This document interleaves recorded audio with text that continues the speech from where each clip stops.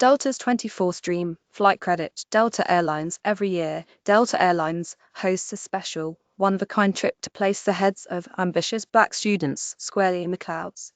Climbing aboard a Boeing 777 as it took off from Hartsfield-Jackson International Airport in Atlanta, ones of local teens were the latest passengers on Delta's Dream Flights program, a give-back initiative that introduces students to the concept of a career in aerospace and aviation. Organized in partnership with the Organization of Black Aerospace Professionals, OBAP. The concept goes right back to that famous quote Whoopi Goldberg said when she saw Lieutenant Ohura in Star Trek, "I just saw a black woman on TV and she ain't no maids."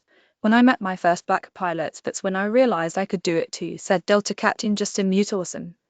Now I get to show these students, especially Hayden, that they can follow that same path. 17-year-old Hayden Lynch has Mutawassim as a program mentor, and years before he stepped on board Delta Flight 2025, he became smitten with aviation after receiving a drone for Christmas. At the helm was First Officer Dana Nelson, Delta's first black woman pilot, hired in 2001.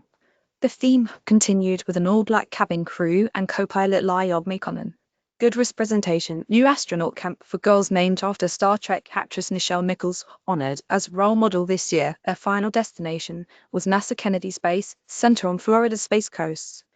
Once there, the students wandered around with necks craned to see towards the ceiling to gaze at the collection of historic rockets, shuttles, and simulators used in NASA missions past. The trip finished with a panel discussion hosted by OBAP aviators and astronauts on how to navigate turbulence, whether in the cockpit or in lights. This year was the 25th edition of Delta's Dream Flight. They've transported and inspired more than 4,000 students throughout that time.